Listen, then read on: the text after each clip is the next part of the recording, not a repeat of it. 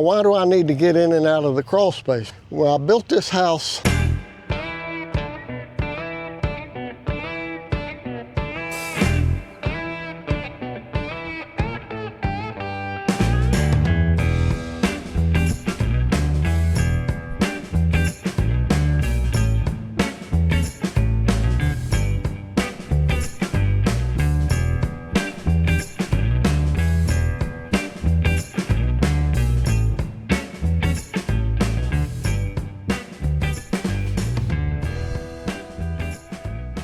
There's a central water filter that has to be changed periodically. Plan is build up a room that will all be enclosed in. I'll move the plumbing out so I can change the water filter out here. Is it going to be a little work? Yeah, but is it going to be worth it? Absolutely. I got the footing here.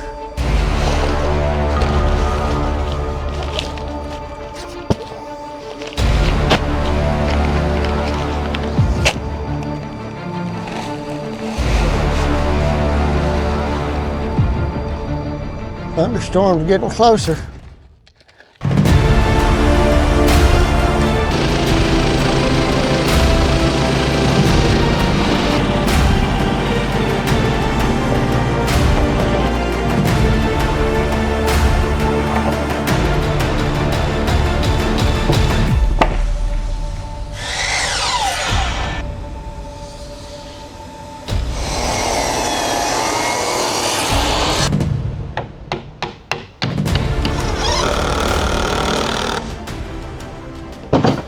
Didn't want to start out this morning like this, but if you've been in construction any length of time, and one thing you can pretty well guarantee on is that you come back in on Monday morning and one of two things has happened. Either the building inspector or the homeowner wants to make a change.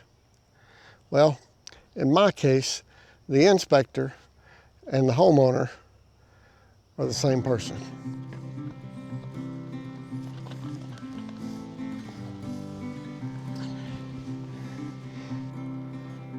Hold that board. Hold it on the outside of that, up there.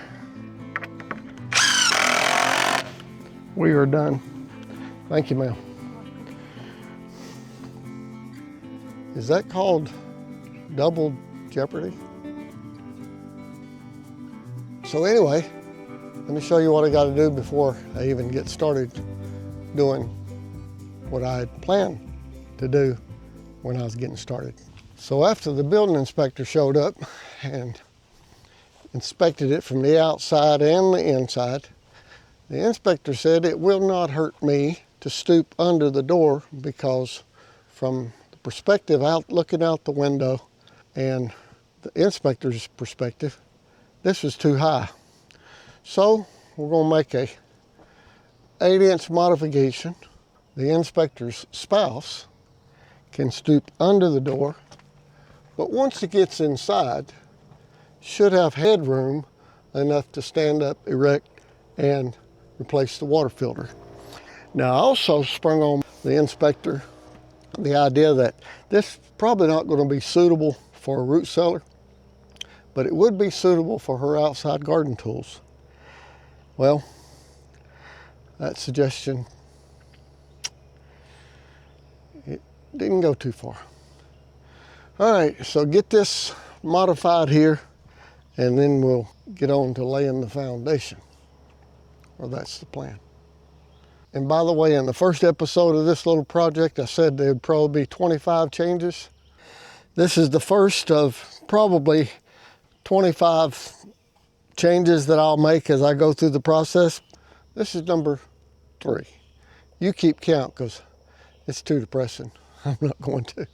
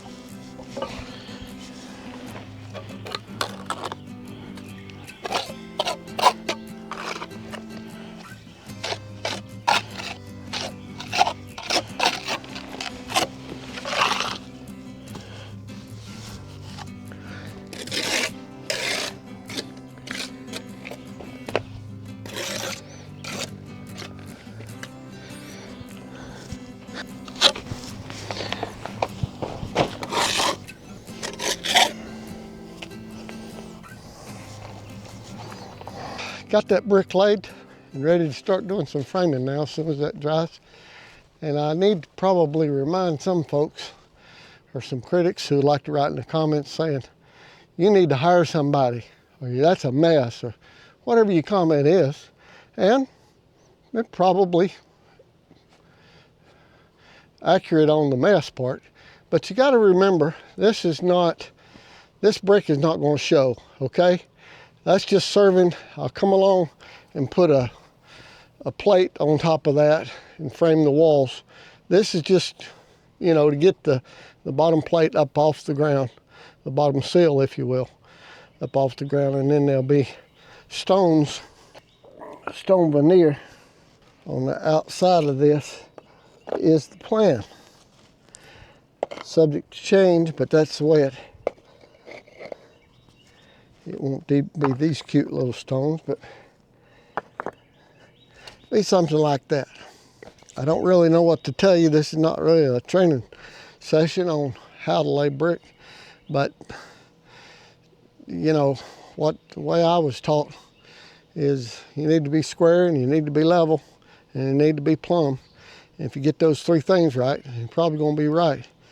Let me mention one more thing. That thing right there, it's a good cement mixer. Concrete mixer. But mortar mixer, it ain't. It ain't for me anyway. I got to get my mortar mixer fixed because that's just a mess. And good mortar, hey, listen, if you're going to lay brick or block, good mortar is the key. If you got good mortar, you can train a fella how to lay brick or block. You got bad mortar, and well, a good mason won't even mess with it. And a cobbler mason like myself, I messed with it because I mixed it. But it got the job done. I'm just saying, it makes the job a whole lot easier if your mortar's mixed up good, right consistency and the right water and all that. All right, in this sun, won't take long for it to bake.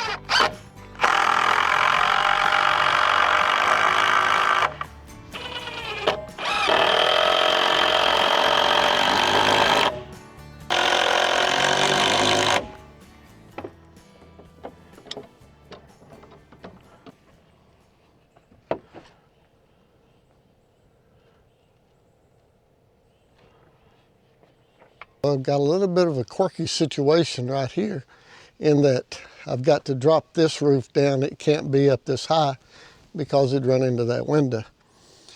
I thought about a gable roof, a modified gable. I just don't want to get into that. It's just going to be simpler and quicker.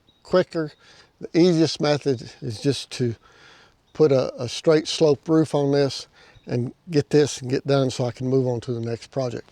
Put this up and then I'll know exactly how high to make this plate so that this pitch will be the same pitch as what's on this pitch.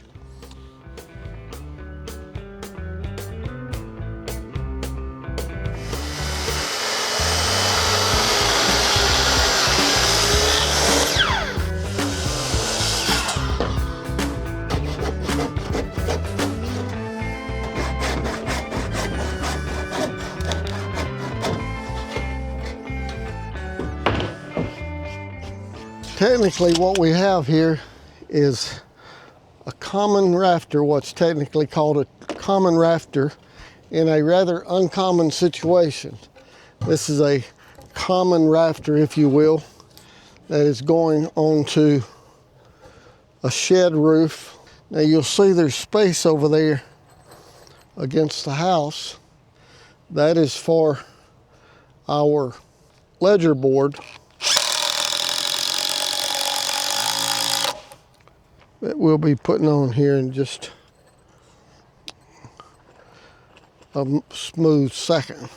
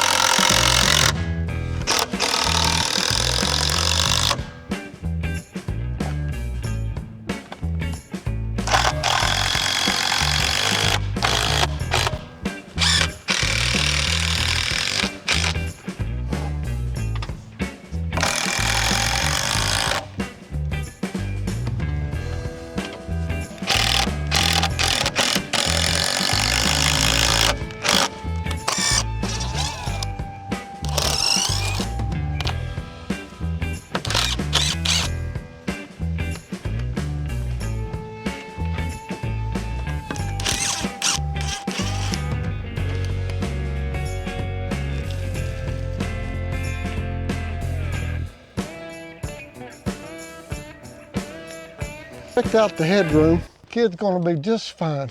Part 3, we'll get the purlins on, overhang done, storm sheeting on, and ready to get this frame, get the roof on over here. I don't know what all we'll get done, but we're certainly gonna try to get this thing done because we got, like you, other projects to get on.